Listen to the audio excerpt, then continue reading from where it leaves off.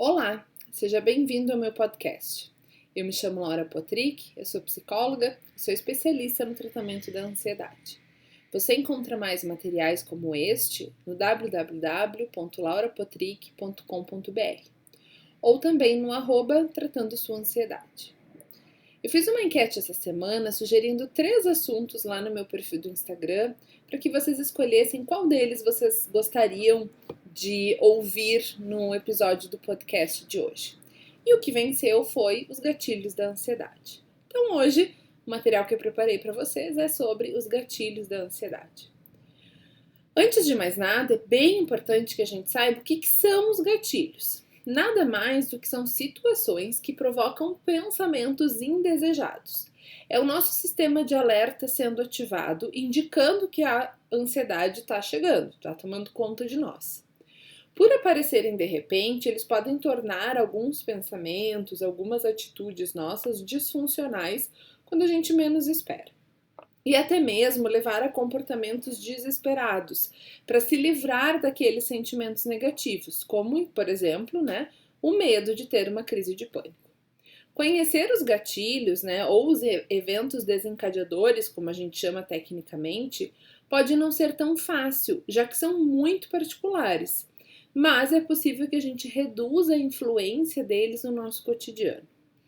Os gatilhos podem ser tanto negativos quanto positivos. Eles sempre irão nos remeter a situações que já aconteceram na nossa história, como se a gente estivesse revivendo aquelas situações. É fundamental que a gente compreenda que os gatilhos não são lineares ou idênticos para todos. Eles são extremamente particulares e às vezes podem ser difíceis de detectar. Ou seja, não quer dizer que para o seu irmão, para o seu amigo, para o seu primo, o fato de falar de morte desencadeia uma crise de ansiedade, você também vai ter uma crise de ansiedade por ouvir esse tema de morte ou coisa do tipo. Cada pessoa apresenta um tipo de gatilho, algo que desengateia, que desengata as suas crises de ansiedade e tudo mais. Então, vamos pensar numa situação mais ou menos como essa. Durante uma conversa, você pode ouvir algo que age como um gatilho na sua mente. E automaticamente você reage de uma maneira ríspida, grosseira, em relação àquela colocação que foi posta. Como a pessoa com quem você está conversando não sabe exatamente o que aquilo significa para você, essa situação pode começar a desgastar os relacionamentos e as amizades. Então, o primeiro passo bem importante é tomar consciência que essas situações acontecem.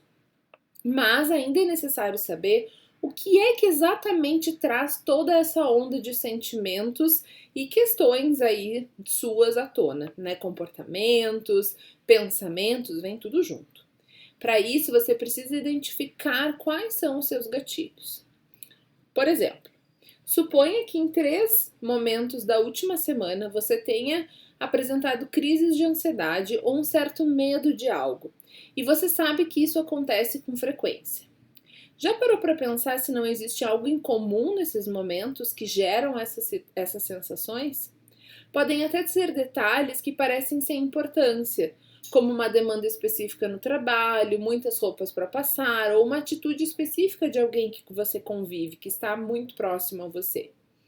Independentemente disso, conseguir notar um ou mais gatilhos vai te ajudar bastante a começar a lidar com eles.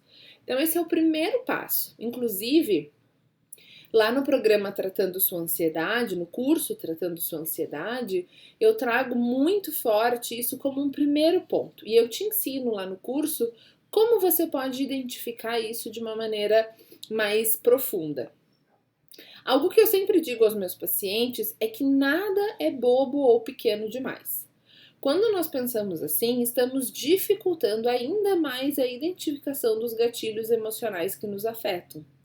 Isso porque aquele acontecimento que você julga como bobo, como pequeno, como não importante, e fez você reagir intensamente, mesmo achando que nunca poderia causar algo assim, pode ser um gatilho em você e que você precisa saber para, como eu falei, depois poder mudar. Então, olha só, pega aí agora papel e caneta, dá um pause aqui em mim e volta em seguida e dá o play, porque eu vou te falar de uma atividade que você pode fazer. Então, essa atividade é o seguinte: você vai pegar papel e caneta ou o bloco de notas do seu celular e você vai fazer 3 colunas. Na primeira coluna você vai colocar gatilhos, na segunda coluna você vai colocar os pensamentos negativos e na terceira coluna os pensamentos realistas. Então, nessa primeira coluna você vai escrever o que veio antes, o que antecedeu os seus pensamentos negativos. Foi um pensamento, foi uma sensação, foi uma situação. Por exemplo, vou dar um exemplo aqui: o coração batendo rapidamente. Esse foi o gatilho da situação exemplo. Aí, a gente tem pensamentos negativos em relação a esse gatilho. Então, no caso do meu exemplo, do coração batendo rapidamente, o pensamento negativo é: estou tendo um ataque cardíaco, estou perdendo o controle. Né? São os pensamentos negativos que vêm logo na sequência do coração bater rapidamente. Na terceira coluna, eu escreveria um pensamento realista em relação a esse pensamento negativo, que poderia ser: isso aconteceu muitas vezes antes e eu superei. Estou simplesmente me sentindo ansioso e minha crise está um pouco mais forte do que normal. Vejam como é muito mais realista esse pensamento do que o pensamento negativo que eu falei antes. E aí você vai sempre tomar nota toda vez que tiver um pensamento negativo. Toda vez que você tiver uma situação desconfortável, uma emoção ruim ou uma crise de ansiedade, você vai fazer as suas anotações nessa tabelinha que você vai construir. Então, lembre-se, nunca nenhum gatilho vai ser bobo, vai ser pequeno, vai ser ridículo. Os seus gatilhos são seus. Ninguém mais vai ter gatilhos iguais aos seus. Podem ter semelhantes, mas exatamente iguais aos seus não vão ter. Por isso que é importante esse exercício de anotar as sensações e os pensamentos e as atitudes em relação aos gatilhos, para que você consiga reconhecer quais são as coisas em comum, né? O que existe em comum nesses momentos que te geram essa sensação, como por exemplo, uma crise de ansiedade. Espero que você tenha gostado e que essa atividade te ajude. Nos vemos no próximo episódio.